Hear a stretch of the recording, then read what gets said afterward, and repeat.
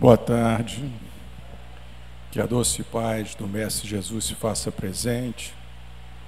Como de costume, nos reunimos aqui na tarde de domingo, com o firme propósito de explorarmos na nossa intimidade as lições que o Evangelho nos faculta. Para nossa harmonização, nossa preparação, e é muito importante essa preparação para que a gente possa deixar os pensamentos menores, a nossa aflição do dia lá fora, e nos conectarmos com a espiritualidade. A lição que nos toca, que está no livro Pão Nosso, psicografia do Chico Xavier, da série Emmanuel, é uma lição muito interessante, intitulada Piedade. E Paulo, em Timóteo, versículo 66, diz o seguinte: mas é grande ganho a piedade quando feita com contentamento. Vamos ver o que é isso. Muito clara essa lição que Emmanuel nos esclarece. Diz o seguinte: fala-se muito em piedade na terra, todavia, quando assinalamos referências a semelhante virtude, dificilmente discernimos entre compaixão e, veja só, e humilhação. Quando a gente se posta dessa maneira, ajudo, mas este homem é um viciado. Atenderei, entretanto, essa mulher é ignorante e má. Penalizo-me, contudo, esse irmão é ingrato e cruel. Penalizo-me, contudo, e esse irmão é ingrato e cruel. Compadeço-me, todavia, trata-se de pessoa imprestável. Tais afirmativas são reiteradas a cada passo por lábios que se afirmam cristãos. Realmente, de maneira geral, só encontramos na terra essa compaixão de voz macia e mãos espinhosas. Deita o mel e o veneno. Balsamiza feridas e dilaceras. Estende os braços e cobra dívidas de reconhecimento. Socorre e espanca. Ampara e desestimula. Oferece boas palavras e lança reptos hostis. Sacia a fome dos viajores da experiência com pães recheados de fel. A verdadeira piedade, no entanto, é filha legítima do amor. Não perde tempo na identificação do mal. Interessa-se excessivamente no bem, para descurar-se dele em troca de ninharias, e sabe que um minuto é precioso na economia da vida. O Evangelho não nos fala dessa piedade mentirosa, cheia de ilusões e exigências. Quem revela energia suficiente para abraçar a vida cristã, encontra recursos de auxiliar alegremente. Não se prende a teias da crítica destrutiva e sabe semear o bem. Fortifica os germes, cultivar-lhe os rebentos, a esperar-lhe a frutificação. E finaliza dizendo o seguinte: Emmanuel, diz-nos Paulo que a piedade com contentamento é grande ganho para a alma. Em verdade, não sabemos de outra que nos possa trazer prosperidade ao coração. Então, uma ação que aparentemente parece ser positiva, mas carregada de tanto preconceito, perde toda a sua validade. Que possamos espelhar o nosso amor por aqueles que sofrem, porque, como diz a lição aqui, um dia ele vai frutificar, porque todos nós fomos criados para a angelitude. Que possamos ser, para todos que chegam ao nosso meio ambiente, um vetor positivo, recheado de muito amor.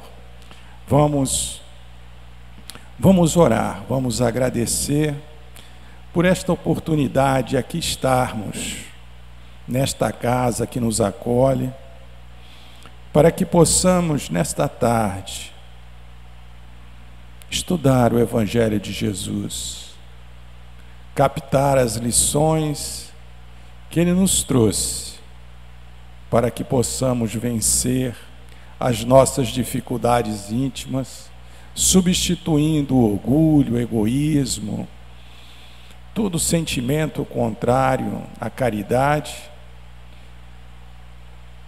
por virtudes que nos possam nos dar momentos de felicidade. E como disse a lição, que a nossa paixão, que a nossa alegria de servir seja de contentamento para o nosso espírito.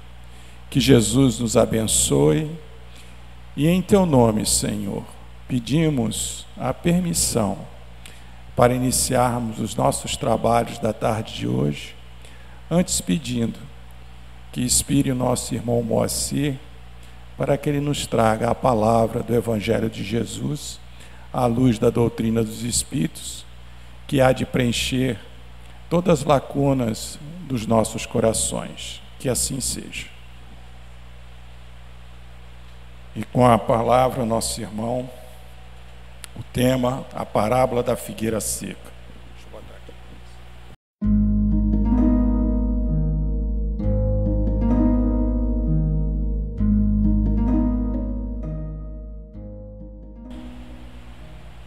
Que a paz do meigo Rabi da Galileia se faça com todos nós, hoje e por todo sempre. Nós vamos devagarzinho aterrizando, viu, meu irmão Luiz? Depois desse exórdio, nos conclamando a refletir sobre a piedade, esse sentimento extraordinário, né? Alguns dizem que é irmã da caridade, não é isso?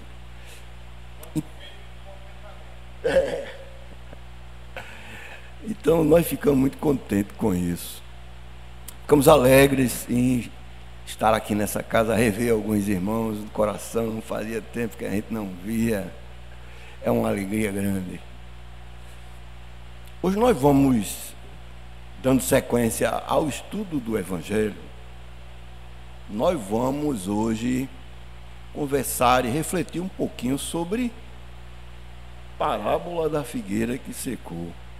Pode ser que esse assunto seja muito estranho, mas eu tenho certeza que quando a gente começar a falar sobre ele vai trazer bons ensinamentos e boas reflexões para nós. Nós colocamos como as palavras iniciais da nossa conversa hoje o que Kardec define sobre a fé.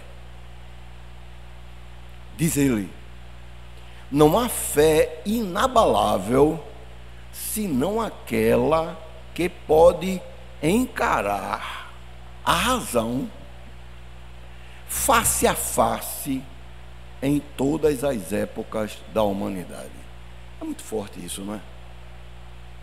Então, a fé inabalável, aquela fé que a gente vai construindo em nós. Ninguém chega a esse ponto aqui de uma hora para outra, não, meus irmãos. A fé é uma construção interior, é uma confiança interna nossa, que começa primeiro por a gente aprender a confiar em Deus. Em Deus. E depois a gente ir trabalhando nessa confiança, acreditando que Ele está conosco. Esse é o ponto fundamental. Se a gente não entender que Deus está conosco, quem está conosco? Não é. Se não acreditamos que quem está conosco, que é Deus, nosso Pai, Criador de todas as coisas, supremo amor de nossas vidas, que só quer nos bem, então quem está conosco? Assim, a gente vai trabalhando em função da nossa confiança, do nosso entendimento de Deus. A gente vai trabalhando a nossa confiança.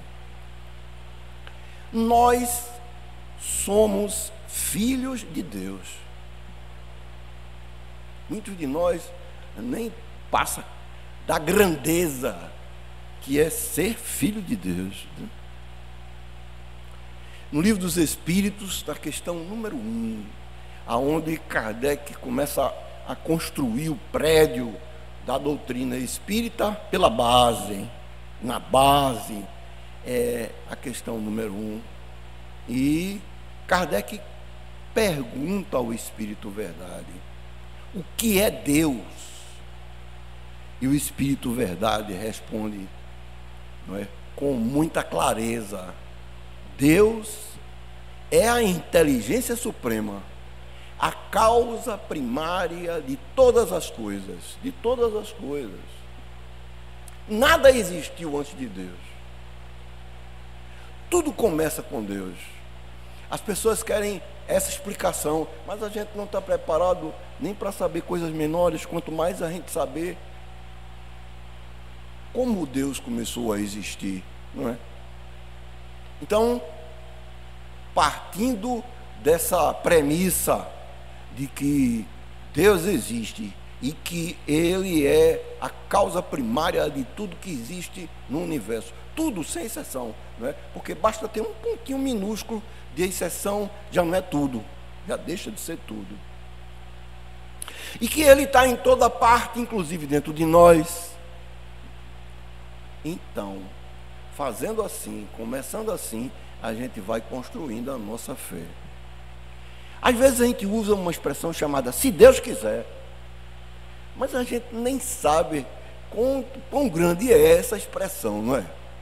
Quão grande é a expressão. Então, o que é que a gente está dizendo para nós mesmos?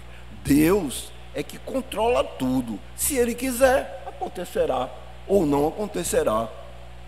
Se Ele não quiser, acontecerá, não acontecerá, ou acontecerá do jeito que Ele entende que é o melhor por nós. Como nós somos seus filhos, muito amados, Ele só quer o que é bom para nós. Um pai só quer bom o que é bom para o seu filho, não é? Ora, se nós somos pequeninos na estrada da vida, e a gente pensa assim, quanto mais o Pai, que é supremo, é o supremo amor de nossas vidas, com a justa razão, Ele pensará, não é, de uma forma ampla. Alguns dizem infinitos, outro vai mais adiante de infinito e diz eterno. Então nós fomos criados pelo Pai Celestial para ser o seu filho eterno. Muda essa casca aqui, né? Abençoada casca, porque se não fosse ela, a gente não estava aqui. Muda essa casca, né? Essa cobertura que nós temos, orgânica, não é? A gente recebe da natureza e devolve à natureza. Mas a gente segue, porque a gente é eterno. Deus nos fez simples e sem os conhecimentos, para que nós, usando o nosso livre-arbítrio, encontremos o caminho de ir em busca desse conhecimento, aquele que a gente acha que é o melhor. E Ele deixa a gente ir assim, porque aí é onde está o mérito da questão. Uma coisa é você dizer, vá por ali. A outra é você dizer, eu quero ir por ali, ou não quero ir por ali, quero ir por outro caminho. O livre-arbítrio é, pois, uma das leis de Deus que Ele nos coloca inserido nela. Então a gente escolheu os caminhos da gente, saímos dos braços da vontade do Pai Criador de todas as coisas e escolhemos os nossos caminhos, não é? Escolhemos os nossos caminhos. Ele é tão misericordioso, meus amigos e bons irmãos, que ele é misericordioso, justo e bom. Que ele, dado que a gente decide ir infringindo as suas leis de amor, ele sempre dá-nos uma outra oportunidade, né? Para nós aqui presentes, essa é uma outra oportunidade que nós recebemos. Não sabemos quantas outras já recebemos ou quantas outras ainda teremos de receber. Mas, dado que a gente infringiu a lei de Deus, de algum modo, né? Ou prejudicando alguém, ou com os nossos valores meio conturbados, que está ainda associado às etapas de crescimento nosso anterior, nós recebemos uma nova oportunidade de sermos testados, uma nova oportunidade de quitarmos os nossos débitos, uma nova oportunidade de contribuir com o progresso. Então, para isso, ele deu os dons a gente. Ele não colocou a gente no meio das feras e te virar. Não foi assim. Cada um de nós tem um dom e a maioria de nós tem dons muito similar. A inteligência é um dom, o raciocínio é um dom, a inteligência musical é um dom. Não só tem um tipo de inteligência, não é? A lógica é um dom. Então todos nós temos tudo isso.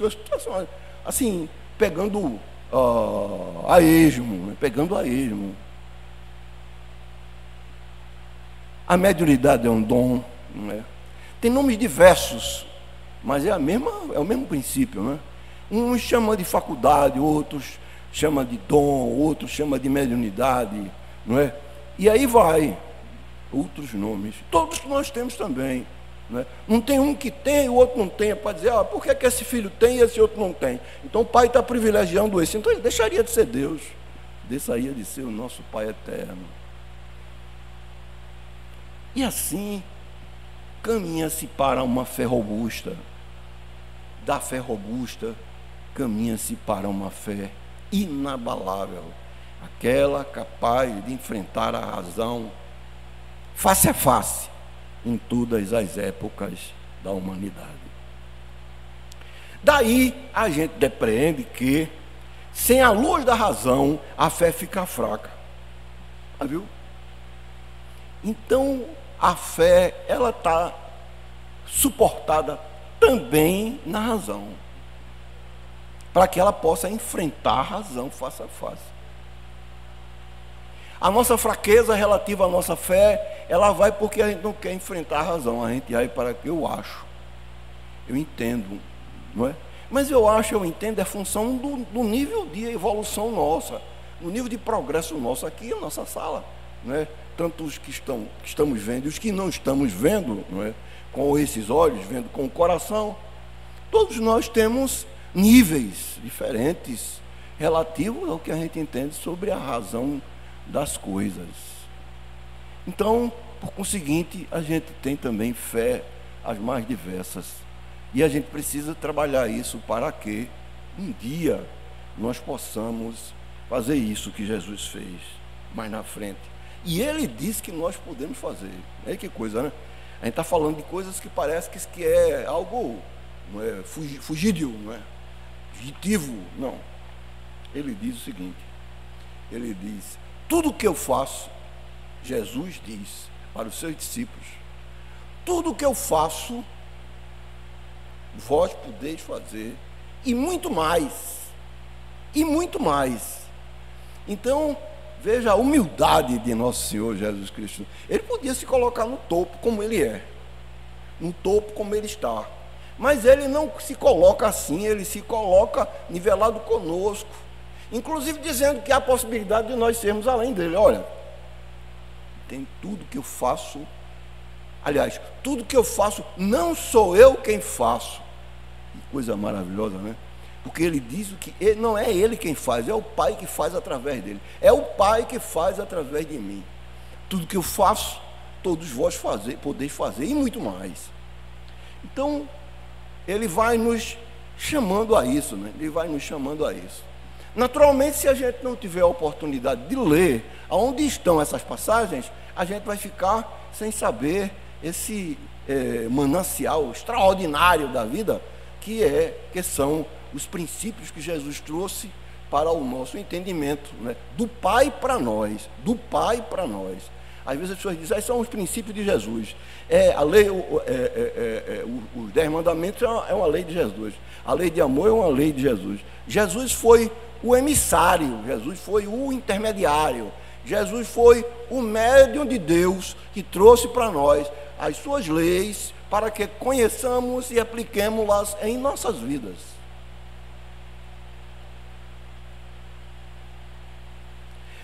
Conta Mateus, no capítulo 21, versos 18 a 22,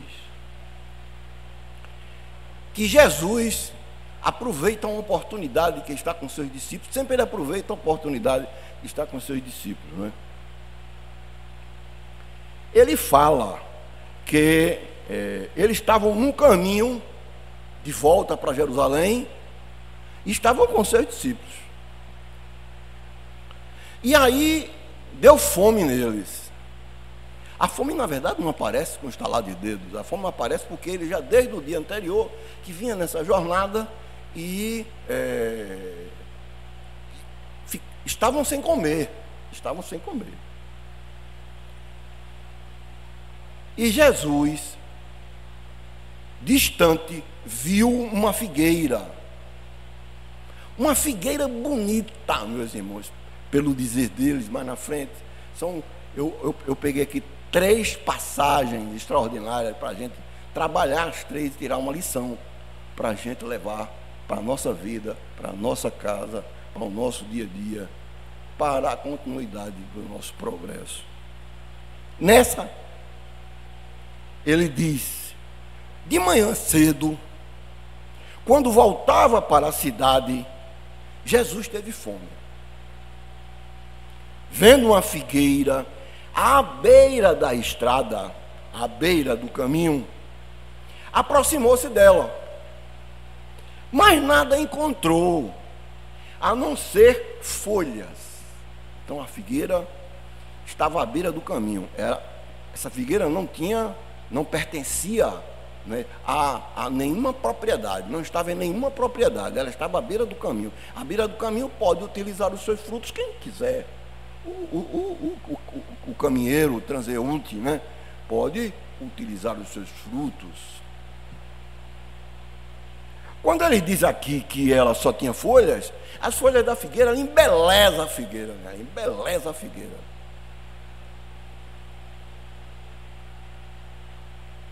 As folhas lhe davam uma aparência de fecundidade, folhas bonitas, não é? A árvore bonita dá uma ideia nossa, não um especialista, né? Mas uma ideia, não é, de um amador, que aquela árvore tem saúde e que aquela árvore tem fecundidade, ou seja, ela está pronta para produzir frutos. Então ela dava essa ideia. Porém a árvore era estéril. Tinha aparência bonita, porém não forneciam alimentos espirituais. Aqui ele já começa a fazer um paralelo entre o físico e o extrafísico, entre o mundo corporal e o mundo espiritual, entre o que se precisa no mundo corporal e o que se precisa no mundo espiritual para dar sequência às nossas vidas, entre o que é exterior e o que é interior em nossas vidas. Tinha aparência bonita, porém não forneciam alimentos espirituais. Deus quer mais do que somente as folhas. Quem representa simbolicamente essa figueira nas nossas vidas nos dias atuais? Simboliza todos nós, não é? Todos nós nascemos, crescemos, reproduzimos e depois retornamos à pátria dos espíritos, deixando esse invólucro abençoado que nos possibilitou estar entre os que estão encarnados.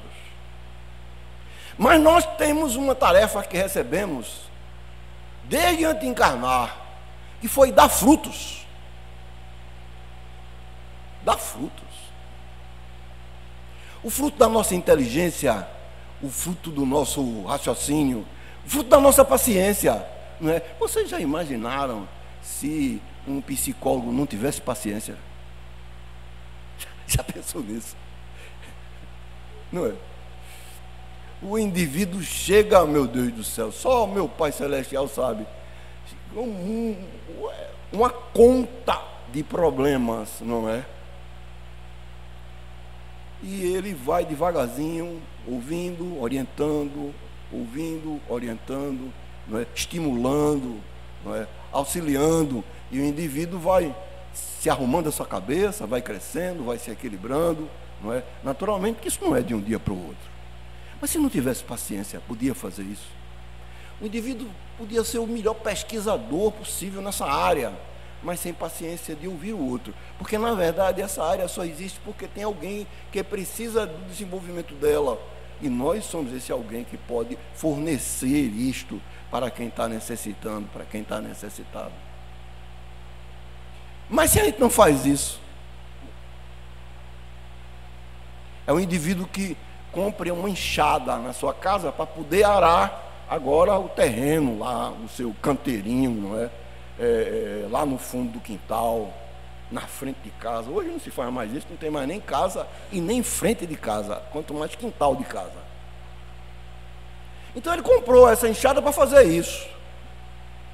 Mas aí alguém chega na casa dele, está lá aquela enxada bonita, um cabo brilhoso, a enxada não tem ferrugem. Rapaz, que beleza! Quanto tempo você comprou essa enxada? 20 anos. Nunca usou a enxada. Nunca usou a enxada. A enxada foi comprada para poder arar o terreno, para poder trabalhar o terreno, trabalhar, não é? O canteiro. Então, nós temos, cada um de nós, temos os nossos instrumentos, que não foi entregue por Deus para que a gente não utilizasse ele, embelezasse ele como a árvore estava embelezada pelas suas folhas maravilhosas, verdes, não é? Verdejantes, passando de imediato a olhos nus a fertilidade que ela deveria ter. Mas, e os frutos? Não é? O psicólogo, eu estou usando o nome psicólogo, mas pode ser qualquer um, né? Pode ser um profissional, mão cheia, preparado, etc., não é? De qualquer profissão. Se não tiver a quem ele atender, não tem sentido. Não tem sentido a sua profissão. É só para ele, mas eu preciso do outro, que é para poder agora colocar ensaios para desenvolver aquela profissão. Não é? Se a gente só limpa agora essa ferramenta e não usa essa ferramenta, a gente está sendo estéril. A gente está sendo estéril. A figueira está sendo estéril. Mas não fomos criados para ser estéril. Ninguém foi criado para ser estéril.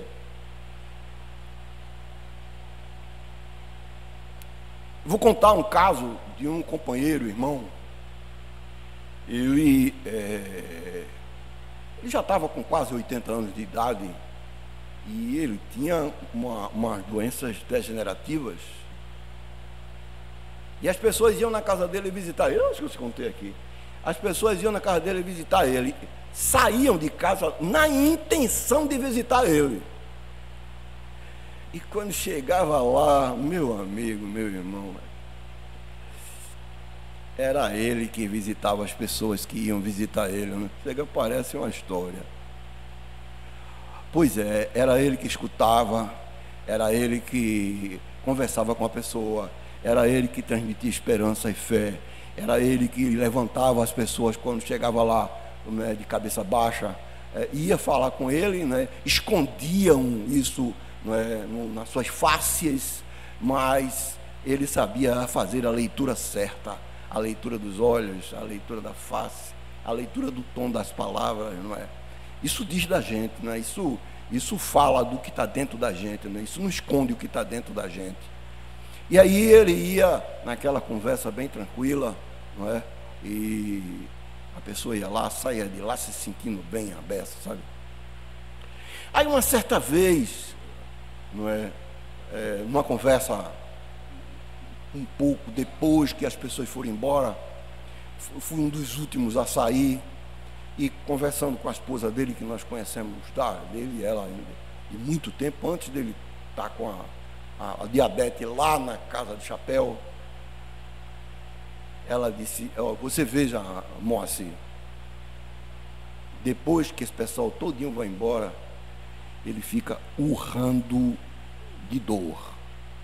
Então ele engana até a dor dele para poder assistir o outro. Então ele tem esse dom, ele tem essa ferramenta, não é, da paciência, da tolerância e, sobretudo, do controle dele próprio, né? O autocontrole. Né? Então é um dos exemplos.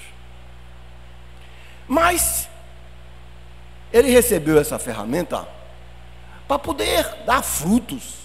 A figueira, ela tem nela agora o atributo de produzir figo. Se ela não produzir figo, ela não para que serviu aquele atributo? Nada. Então, meu querido irmão, tinha esse atributo dele, né? E ele usava esse atributo de uma forma extraordinária. Assim, dando um exemplo de algo que transcende as coisas de natureza profissional e entra agora naquelas outras que foram íntimo das pessoas, valores, qualidades íntimas das pessoas.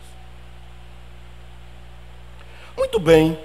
Então Deus quer mais do que folhas.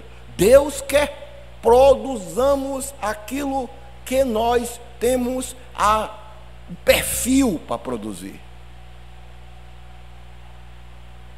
Continuando, então, disse Jesus aos seus discípulos, porque ele encontrou a árvore sem dar frutos, uma aparência bonita, mas sem dar frutos. Disse ele: nunca mais dê frutos. Essa foi a expressão que Jesus usou, de acordo com a parábola, de acordo com o que está no Novo Testamento, de acordo com o que está em Mateus capítulo 21, versículo 18 a 22. Então disse: nunca mais dê frutos. Imediatamente a árvore secou.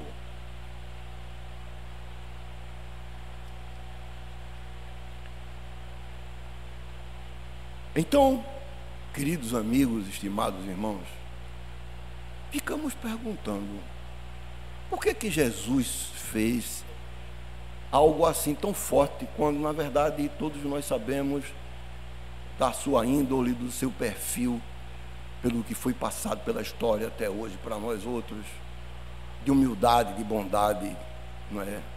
De carinho. Por que Jesus tinha atuado de uma forma tão severa e tão dura desse jeito, não é? Então, aqui, na verdade, Jesus estava chamando os seus discípulos para uma outra reflexão, a reflexão da fé. Ele disse em outras ocasiões que se tivéssemos a fé do tamanho de um grão de mostarda, nós poderíamos dizer à montanha: mova-se daqui para lá, e a montanha se moveria. Naturalmente isso é simbólico, não? Isso é simbólico. As montanhas que ele fala são as montanhas das dificuldades que nós temos dentro de nós. Você não vai mover as montanhas das suas qualidades boas. Você vai mover as montanhas daquelas qualidades que ele faz mal e mal aos outros. Nunca fazemos mal só a nós mesmos. Nunca. O indivíduo cometeu lá fora uma grosseria com alguém, entra no Vicente de Paulo e agora fala para alguém. Não tem como ele esconder. Termina aqui e acolá ele dando um deslizezinho, entende? Porque o que está provocando aquela não conformidade interior, ele se faz no exterior. Também com relação às coisas boas e aos valores que tem em nós. Os valores nossos, os valores que estão alinhados com os propósitos que o Pai Criador, todas as coisas quer de nós, ele também é transmitido para o exterior. É transmitido para o exterior, não é? A paciência, a tolerância, a calma. Aquelas palavras de conforto, esperança e fé. Então, é porque tem dentro de cada um de nós.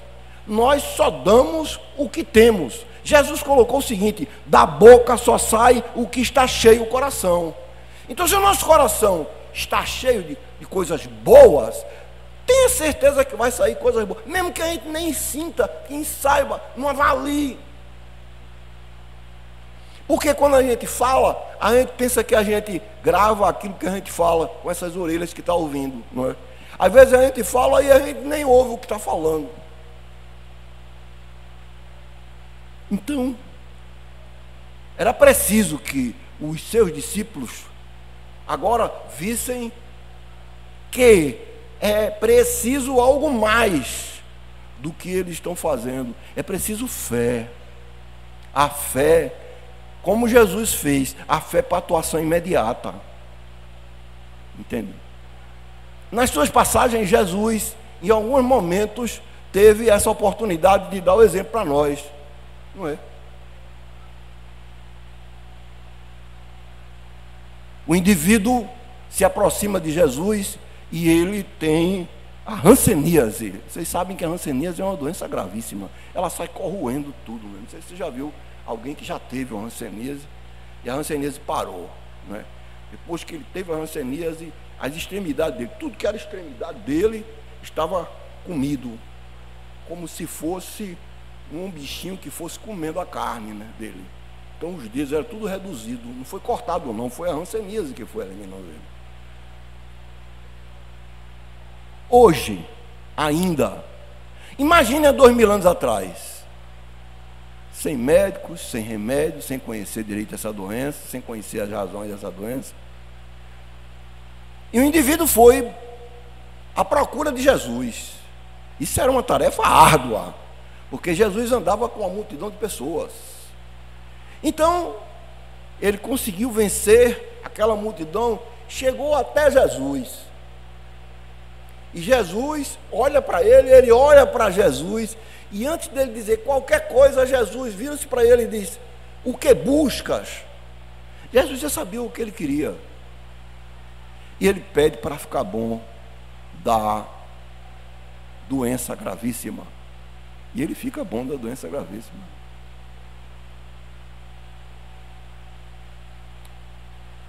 Uma mulher cirofenícia, eu não sei porque, eu não atropelei a minha língua agora, né? Cirofenícia. Ela tinha uma filha com uma doença incurável. Uma filha com uma doença incurável, meu irmão. E ela ouviu falar de Jesus. E ela morava muito distante de Jesus, de onde Jesus realizava os seus trabalhos. Jesus normalmente realizava os seus trabalhos às bordas do Lago da Galileia, né? Era ali que ele ficava reunido com as pessoas que lhe buscavam. Milhares de pessoas que lhe buscavam. Então, esta criatura foi uma dificuldade para ela chegar lá. E ela chegou, Jesus fez algumas perguntas para ela, e depois Jesus disse: volta, a tua filha está curada. Imediatamente, à distância, uma doença gravíssima dessa, que ela ficava escondendo a filha para que ninguém soubesse que tivesse a hanseníase. Porque se alguém soubesse que a filha dela tivesse a hanseníase, ia pegar a filha dela e levar agora para um local distante. Tipo os lixões, que é aqui, era lá em Roma. E era ali que a filha dela iria ficar. Mas, no entanto, Jesus mandou ela voltar. Testou a fé dela, e depois mandou ela voltar. Volta que a tua filha está curada. Então, meus amigos, meus irmãos, a fé. Jesus precisava mostrar essa fé para as pessoas, para os seus discípulos. E mais que, se nós não estamos produzindo os frutos que nós pedimos a Deus e que foram nos dados os elementos para produzir, não é? O indivíduo pediu os frutos, o outro dizer, não, você vai agora conseguir esse fruto. Mas sem os elementos para produzir, então fica difícil. Então Deus nos deu a inteligência, não é? As diversas inteligências, a inteligência da arte artística, nas suas diversas modalidades, a inteligência da música, nas suas diversas modalidades, não é? Musical, não é? A inteligência das coisas que se projetam através das leis físicas, não é? Da natureza, e por aí vai. Mas para quê? Não é? Para quê? Eu vou dar um exemplo para vocês, que esse tem da atualidade.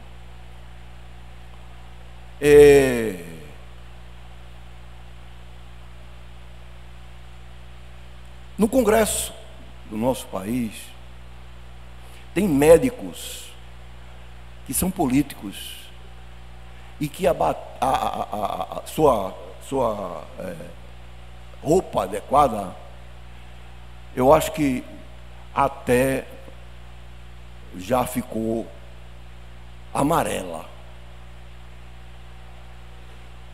Recebeu a faculdade, o instrumento para curar pessoas e utiliza agora as suas potencialidades outras para fazer a política, que nem sempre é para ajudar as pessoas. Entende, meus amigos e irmãos? Então, é a figueira que não produz os frutos. Folha bonita, palavras lindas, posturas impecáveis, mas cadê os frutos? Onde estão os frutos? Então a figueira é essa representação para nós. Continua Jesus. Ao verem isso, os discípulos ficaram espantados e perguntaram: como a figueira secou tão depressa? Questionaram Jesus. Jesus respondeu: eu lhes asseguro que se vocês tivessem fé e não duvidarem, poderão fazer não somente o que foi feito à figueira, mas também dizer a este monte: levanta-te e atira no mar, e assim será feito. As proximidades do Mar da Galileia, existiam vários montes, né? Aqueles montes. E o vento era muito forte naquela região. Então, tinha uma área onde tinha uma disposição de montanhas, que o vento passava e soprava diretamente dentro da água do Lago da Galileia, e depois chamado Mar da Galileia, pelo tamanho e pelas ondas que esse mar tinha. As ondas eram provocadas por esse vento. Entende, meus amigos, meus amados irmãos? Então, aquela região era a região onde Jesus normalmente ficava com os seus discípulos, realizando a tarefa que o Pai Celestial lhe incumbiu. Levanta-te e atire-se no mar, e assim será feito. as montanhas eram próximas do mar, por isso que Jesus utilizou essa figura do que estava à vista para as pessoas e pudesse ser entendido facilmente. Na época de Jesus, as pessoas que lhe ouviam eram pescadores, né? Agricultores, artífices, não é? Homens do campo. Então, ele precisava de coisas lógicas, figuras que pudessem dar suporte ao princípio, à ideia, não é? A sua narrativa. E nesse momento ele usou um monte. E que fé não seria essa tão poderosa, capaz de fazer com que o monte seja lançado ao mar? Simbolicamente, ele estava dizendo que os discípulos tinham de crescer mais. Precisava crescer mais a sua fé, não é? A fé ser tão poderosa, capaz de fazer isso com as montanhas, como ele fez com a figueira que secou. Eu não sei se vocês já tiveram a oportunidade de ter algum exemplo relativo a algumas plantas nas suas casas, né? Na minha casa tinha uma pitangueira no quintal. Era aquelas pitangas assim, ó, parecia mais um botão grande. Uma polpa enorme e uma sementezinha muito pequenininha. Adorável quando madurinha. E aí, meu pai gostava muito de fazer o serviço manual dele no quintal de casa. Ele tinha, inclusive, um cantinho lá, uma casinha lá de ferramenta. E chegou uma pessoa para falar com meu pai. Aí essa pessoa, que nunca tinha visto essa pitangueira, chegou no portão, aí, Mário, o nome do meu pai era Mário. Aí o pai perguntou, quem é? Aí esse é fulano. Disse, entra! O pai lá no quintal. A figura entrou, quando chegou lá atrás fez, que pitanga linda, Mário! Aí pegou uma pitanga, botou na boca. 3 dias depois, a pitanga secou. O pé de pitanga secou. Veja, uma fé desse tamanho. E uma fé focada para o objetivo enganoso, não é? O objetivo maior seria fazer com que aquela pitangueira continuasse verdejante, continuasse a colocar o seu fruto adorável. Mas, no entanto, a fé foi envolta com sentimentos que se afastam do amor. Então, no momento que a fé levanta, a fé que está envolta com esses sentimentos grotescos, afastados do bem, do amor e da caridade, faz o contrário. Eu vou mais adiante. Agora eu vou sair de uma árvore e vou para uma criança. Tinha uma pessoa amiga de minha mãe que ela tinha dificuldade de ter crianças, e aqui tinha, era aquela criança sofrida, muito sofrida, né? Raquíticazinha, tinha médico, tinha tudo, mas não conseguia superar. E aí, naquela época, se criavam as crianças com fécula de batata. Fécula de batata. Acho que ninguém sabe nem o que é isso hoje, né? Fécula de batata. Fécula de batata, ele é nutritivo, mas ele provoca, não é? Um momento de gordura grande nas crianças, né? Então, essa pessoa viu essa criança e disse, Neuza, como a tua criança é linda, Neuza. E ainda pegou na bochechinha assim, né? É linda. 2 dias depois, a criança estava arriada na cama. Febre alta, disenteria, aquela que não para. Aí orientaram minha mãe a levar essa criança para uma benzedeira. O nome dessa benzedeira Eu não esqueço jamais, porque depois, mesmo adolescente, eu ainda aí passava por lá. Era a minha irmã Zefinha Bezedeira. Não tinha nada. Ela morava na beira da maré, ali no local que hoje tinha ali a Coab, por ali que vai para o shopping Itacaruna, por ali. Ali era maré. E na casa dela, quando chovia a água entrava, era uma coisa horrorosa, era de piso batido, chão batido a casa dela. E tinha 2 pés de pião roxo. Enquanto que a fé de um provocava doença, a fé dela levantava. Porque era 3 dias só. Ela chegava lá, não demorava 5 minutos.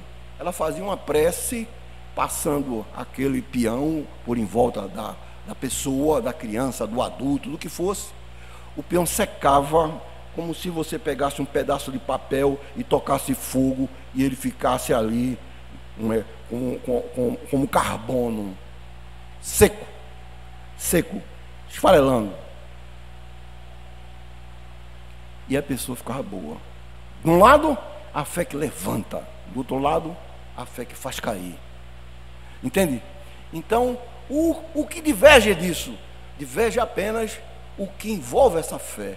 O sentimento que envolve essa fé, não é? A vaidade, não é? O orgulho, a inveja. No outro, agora, a vontade de crescer, a vontade de ficar bom, a vontade de ter vitalidade, de ter vida, de ter saúde. Mas a fé, ela está envolvida por esse sentimento de um lado, envolvida pelo sentimento do outro. Então Jesus pede para que os seus discípulos tenham fé do tamanho de um grão de mostarda, pequenininho, mas que tenha todos os elementos capazes de o fazer ligado ao Pai Criador de todas as coisas. Prossegue agora, para que a gente, estou vendo a hora chegando ali, né? Para que a gente continue as nossas reflexões.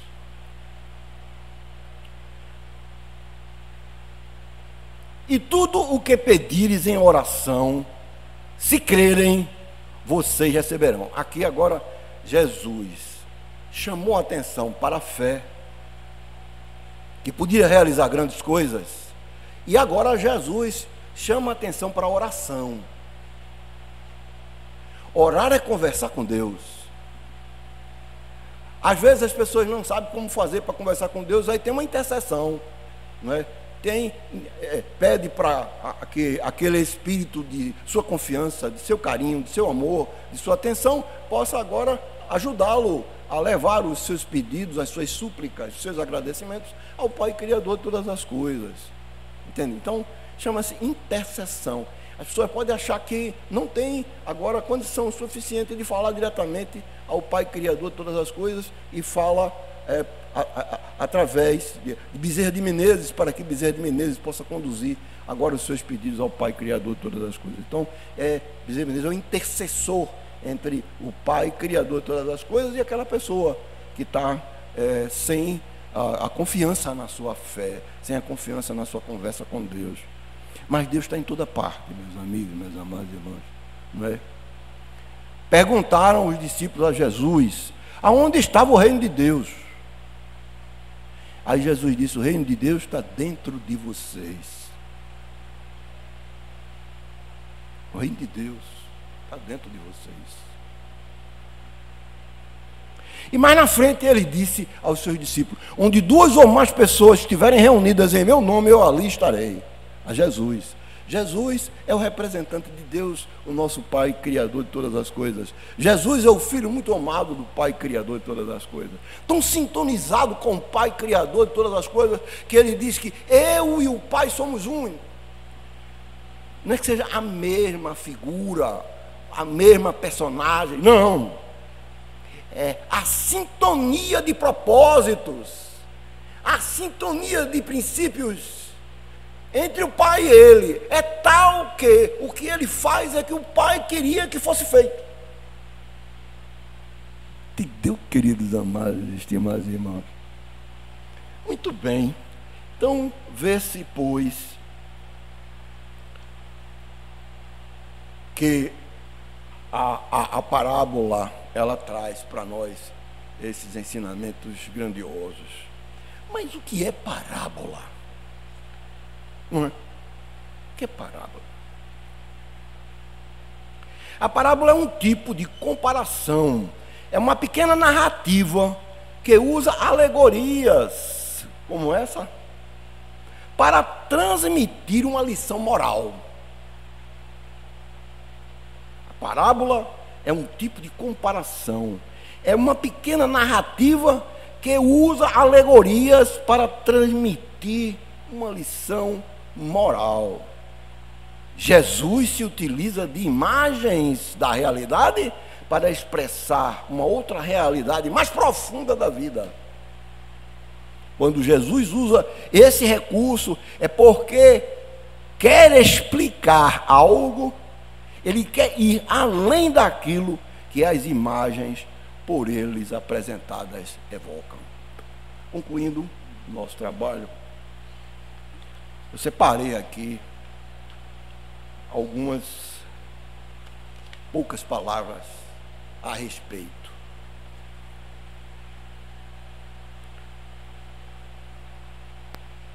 O que podemos aprender com essa parábola? Jesus nos mostra que a nossa vida cotidiana e espiritual está entrelaçada, né? Está entrelaçada. A necessidade da fome, ela pode ser encarada de forma diferente. Não é a fome física só, mas a necessidade da fome, do carinho, da atenção, da paz, da consideração, do amor. Precisamos aprender mais essa verdade com Jesus e também utilizarmos da nossa vida diária para ouvirmos e entendermos melhor o que Ele nos fala. A mensagem espiritual da parábola é que todo o amor misericordioso de Deus, temos nova chance para recomeçar e fazer o que é certo.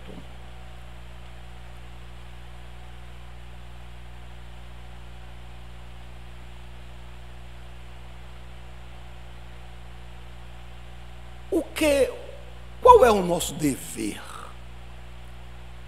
Em João, capítulo 15, versículo de 8 a 10, a gente vai encontrar o seguinte: nisto é glorificado meu Pai, em que há muito fruto, e assim vos tornareis meus discípulos.